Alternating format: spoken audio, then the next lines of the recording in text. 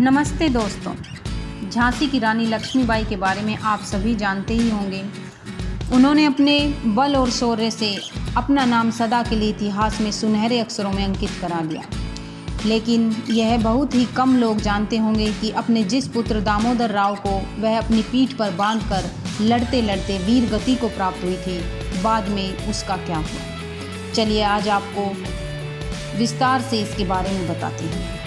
झांसी की रानी लक्ष्मीबाई 2 जून 1858 को ग्वालियर आई और अंग्रेजों से लड़ते लड़ते 18 जून को शहीद हो गए। ग्वालियर में फूलबाग के पास स्वर्ण रेखा नदी के किनारे अंग्रेजों से हो रहे युद्ध में रानी ने मरते समय अपने पुत्र दामोदर राव को अपने अति विश्वासपात्र सरदार रामचंद्र राव देशमुख को सौंपा और अंतिम सांस ली। निर्णायक युद्ध के लिए निकलने से पहले रानी अपनी देह के अंतिम संस्कार की जिम्मेदारी बाबा गंगादास को सौंप चुकी थी। रानी की मृत्यु होते ही बाबा गंगादास के साधु अंग्रेजों से बचाते हुए रानी के मृत शरीर और उनके पुत्र दामोदर राव को उनके सहयोगियों सहित अपने आश्रम में ले आए और यहाँ पर ही दामोदर राव ने अपनी मां को मुख्य अग्नि देकर अंतिम विदाई दी। इसके बाद दामोदर राव की दुखदायी यात्रा शुरू होती है।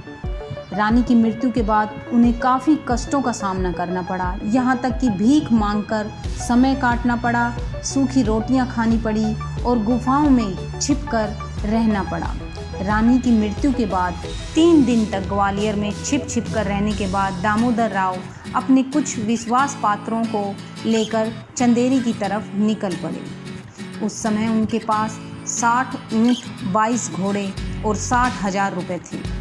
रास्ता बहुत कठिन था और अंग्रेजों के डर से किसी ने भी इनको शरण नहीं दी। इसके बाद ये सभी ललितपुर के जंगलों में छिप गए और जंगली फल और पत्ते खाकर अपनी भूख मिटाने लगे। कुछ दिनों के बाद एक गांव का मुखिया इनकी मदद के लिए तैयार हुआ, लेकिन इसके बदले में उसके 500 रुपये हर महीने 4 ऊँट और 9 घोड़े ले लिए। लेकिन 2 वर्षों तक शरण देने के बाद उस मुखिया ने भी इन सभी को कहीं और चले जाने को कहा।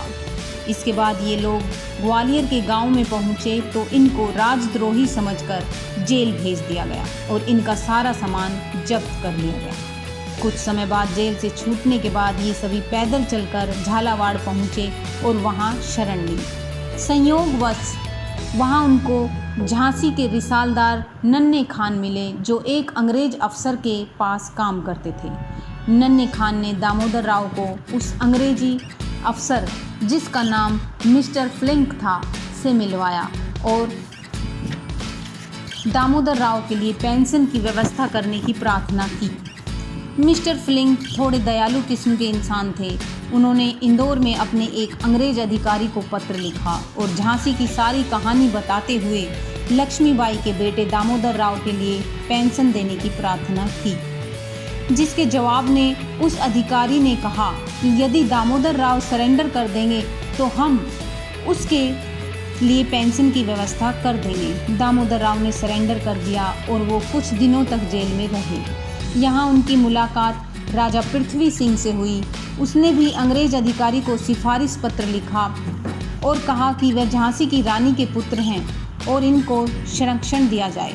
इसके बाद दामोदर राव अपने साथियों सहित झालावाड़ से इंदौर के लिए निकल पड़े। रास्ते में पैसों की कमी की वजह से ना चाहते हुए भी उन्हें अपनी मां के दोनों कंगन बेचने पड़े, जो उनकी आखिरी निशानी थी। दामोदर राव 5 मई इंदौर पहुंचे। यहाँ उन्होंने 200 रुपये प्रति माह पेंशन मिलने लगी और केवल 7 लोगों को अपने साथ रखने की अनुमति मिली। जब दामोदर राव इंदौर पहुंचे तो उनकी असली माँ भी वहां पहुंच गई और उनकी शादी करवा दी। लेकिन कुछ ही समय बाद दामोदर राव की पहली पत्नी की मृत्यु हो गई। इसके बाद दामोदर राव की दूसरी शादी हुई और उनके एक पुत्र लक्ष्मण राव का जन्म हुआ और 28 मई 1906 को बीमारियों और परेशानी से जूझते हुए 58 वर्ष की उम्र में ही इंदौर में उनकी मृत्यु हो गई। तो फ्रेंड्स, उम्मीद करते हैं कि आपको यह जानकारी पसंद आई होगी। कृपया इस वीडियो को लाइक और शेयर करें और हमारे चैनल को सब्सक्राइब करें ताकि हम आगे भी इसी तरह की रोचक जानकारी आपके लिए लेकर आ सकें। धन्यवाद।